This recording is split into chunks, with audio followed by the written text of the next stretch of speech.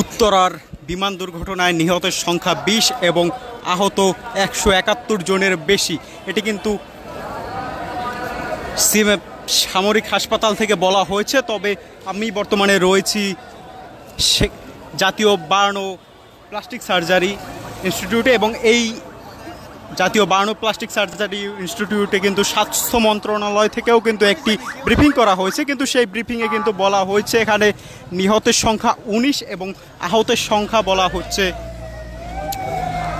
১০০ জনের একটু বেশি। তবে এখানে জাতীয় বার্ন প্লাস্টিক সার্জারি ইনস্টিটিউশনের যে ভর্তির সংখ্যা রয়েছে সেই ভর্তির সংখ্যা কিন্তু তারা বলেছেন এখানে সর্বমোট ৪৪ জন এখানে ভর্তি রয়েছে, যার মধ্যে কিন্তু ২৫ জনের অবস্থা খুবই সংকটাপন্ন।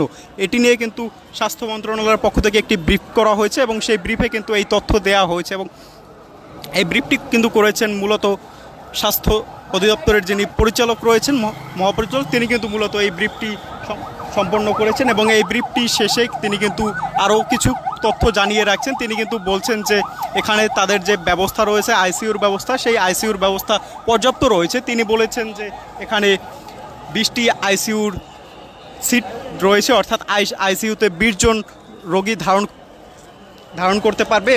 এবং এছাড়াও তারা কিন্তু আরও একটি কথা বলেছেন, তিনি কিন্তু বলেছেন যে এখানে কিন্তু আরও কিছু এইচডিইউ ইউনিট আছে, যেগুলো হচ্ছে আইসিইউর পরবর্তী লেভেল হিসাবে যেটাকে বিবেচনা করা হয়। সেই এইচডিইউ ইউনিটটি কিন্তু আরও কিছু সিটের ব্যবস্থা করা হয়েছে। তবে এখানে কিন্তু তিনি আরও কিছু কথা বলেছেন, এখানে যেহেতু সবাই পোড়া রোগী, অর্থাৎ সবাই আগুনে দগ্ধ হয়েছেন, সেক্ষেত্রে কিন্তু এখানে যে রক্তর যে ব্যাপারটি রয়েছে যেটা নিয়ে কিন্তু এখানে বহু মানুষ কিন্তু হাসপাতালের সামনে ভিড় করেছেন।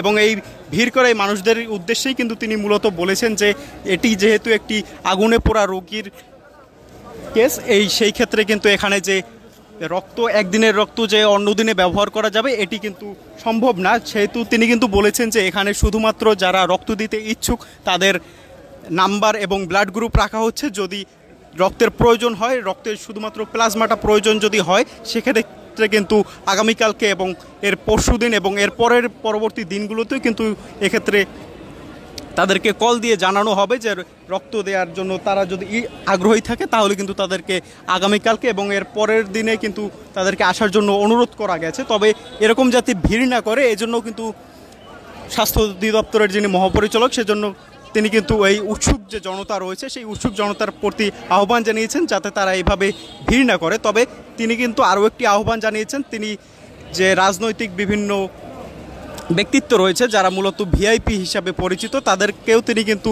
নিরুৎসাহিত করেছিলেন। কিন্তু সেই নিরুৎসাহী না শুনেও কিন্তু আমরা দেখেছি বেশ কয়েকজন রাজনৈতিক দলের নেতারা তারা কিন্তু এখানে এসে ভিড় করেছিলেন, এখানে কিন্তু দেখতে এসেছিলেন। তবে কেউই কিন্তু রোগীর আশেপাশে যেতে পারেননি, রোগীর আশেপাশে কিন্তু কাউকেই যেতে দেওয়া হয়নি, এটি কিন্তু স্বাস্থ্য অধিদপ্তরের পক্ষ থেকে বলা হয়েছে। তবে স্বাস্থ্য অধিদপ্তরের যে ব্রিফ করা হয়েছিল সেই ব্রিফের মধ্যে কিন্তু কয়েকটি বিষয় বেশ অস্পষ্ট রয়ে গেছে। যেমন স্বাস্থ্য অধিদপ্তরের পক্ষ থেকে বলা হয়েছে এখানে যে নিহতের সংখ্যা নেই, সেই নিহতের সংখ্যা বলা হয়েছিল ১৯ জন। কিন্তু সিএমএইচ যে হাসপাতাল রয়েছে সেই হাসপাতাল থেকেই কিন্তু বলা হয়েছিল যে নিহতের সংখ্যা ২০ জন। তবে এখানে স্বাস্থ্য অধিদপ্তর থেকে বলা হচ্ছে যে তাদের কাছে যে তথ্য রয়েছে যেগুলো যে সকল হাসপাতাল স্বাস্থ্য অধিদপ্তরের মধ্যে পড়ে সেই হাসপাতালে নিহতের সংখ্যা ১৯ জন, অর্থাৎ এই হাসপাতালে বসে কিন্তু মৃত্যুবরণ করেছে ১৯ জন এবং সেই ১৯ জনের লাশ কিন্তু তাদের কাছে রয়েছে, এমন তথ্য কিন্তু তারা দিয়েছেন। এছাড়াও যে আরেকটি বিভ্রান্তিকর তথ্য তাদের কাছে পেয়েছি, সেই বিভ্রান্তিকর তথ্যর মধ্যে রয়েছে যে এখানে হাসপাতালে কিন্তু তাদের যে ভর্তি রোগীর সংখ্যা বিভিন্ন হাসপাতালে স্বাস্থ্য অধিদপ্তরের অন্তর্ভুক্ত যে সকল হাসপাতাল রয়েছে সেই হাসপাতালে ভর্তির সংখ্যা কিন্তু তিনি জানিয়েছেন যে ১০০-র কিছু উপরে। তবে আইএসপিআর এর পক্ষ থেকে যে তথ্য জানানো হয়েছিল সেখানে কিন্তু বলা হয়েছে যে এই আহতের সংখ্যা অর্থাৎ আগুনে যারা দগ্ধ হয়েছেন সেই রোগীর সংখ্যা কিন্তু আইএসপিআর এর পক্ষ থেকে বলা হয়েছিল ১৭১ জন। অর্থাৎ এই যে একটা বিভ্রান্তিমূলক যে একটি তথ্য দুই পক্ষ থেকে বলা হচ্ছে, এই দুই পক্ষের যে বিভ্রান্তি, এই বিভ্রান্তি নিয়ে কিন্তু স্বাস্থ্য অধিদপ্তরের যিনি মহাপরিচালক তিনি কিন্তু বলেছেন যে যেহেতু এটি নিয়ে এই আহত এবং যে নিহতের রোগীর যে নিহত এবং আহত রোগীর যে সংখ্যা, এই সংখ্যাটি এখনও একটি চলমান প্রক্রিয়া। তাদের কাছে যে আরও তথ্য আছে সেই তথ্যের আলোকে কিন্তু তারা আরও যদি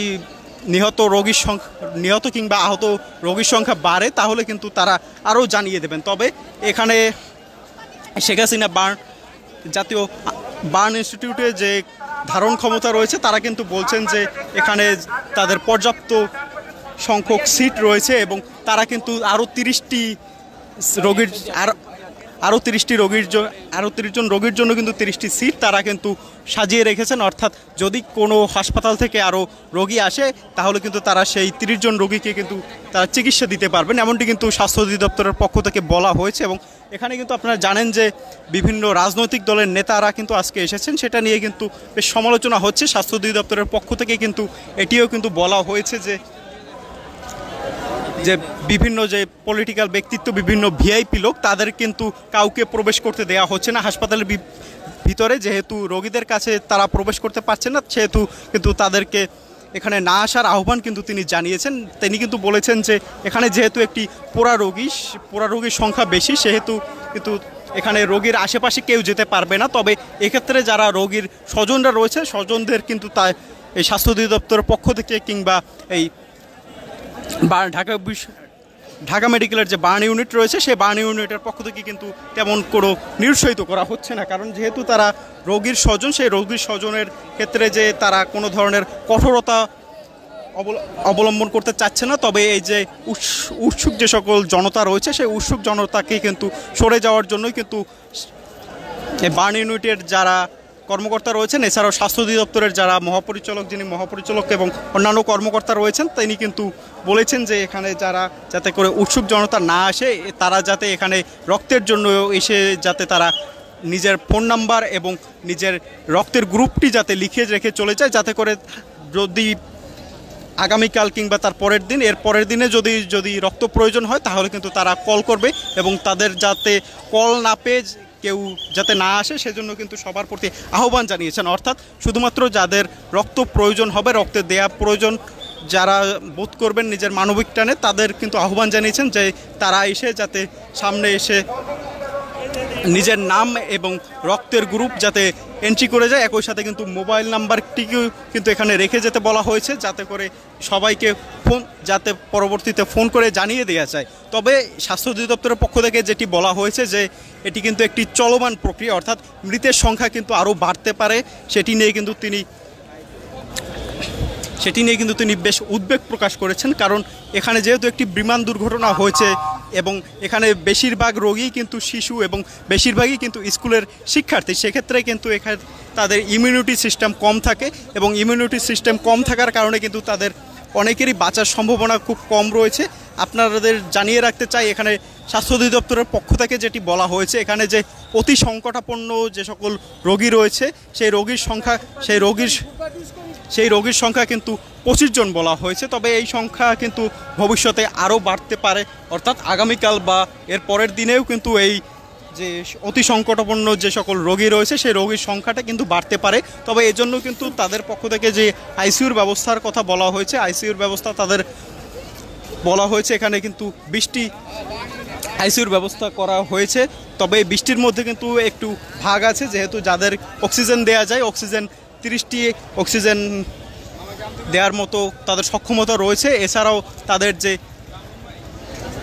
অন্যান্য ভেন্টিলেশনের যে ব্যবস্থা, সেই ভেন্টিলেশনের ব্যবস্থা কিন্তু 20টি রয়েছে। অর্থাৎ যদি আমি বলি পূর্ণাঙ্গ আইসিইউর কথা, তাহলে কিন্তু এখানে 20টি পূর্ণাঙ্গ আইসিইউ রয়েছে। তবে স্বাস্থ্য অধিদপ্তরের পক্ষ থেকে যে আরও একটি কথা বলা হয়েছে যে এখানে সব রোগীকে কিন্তু ভেন্টিলেশন দেওয়া লাগবে না, এজন্য কিন্তু তিনি বেশ আশাবাদী রয়েছেন যাতে এই সকল রোগীদের চিকিৎসা যাতে দেশে করানো যায়। তবে তাদের পক্ষ থেকে এও বলা হয়েছে যে যদি প্রয়োজন পড়ে, যদি আমরা চাপ সামাল দিতে না পারি, তাহলে কিন্তু আহত রোগীদের বিদেশে পাঠাতে তারা উদ্যোগ গ্রহণ করবে। এবং সেই নিয়েই কিন্তু মূলত স্বাস্থ্য অধিদপ্তর একটি ব্রিফ করেছিল এই বেশ কিছুক্ষণ আগে, এবং সেই ব্রিফিংয়ের মাধ্যমেই কিন্তু তিনি এসব কথা জানাচ্ছিলেন। দর্শক, এই ছিল আমার কাছে জাতীয় বার্ন ও প্লাস্টিক সার্জারি ইনস্টিটিউটের সামনে থেকে সর্বশেষ তথ্য। দীপ্রজয়, আজকের বিজনেস বাংলাদেশ, ঢাকা।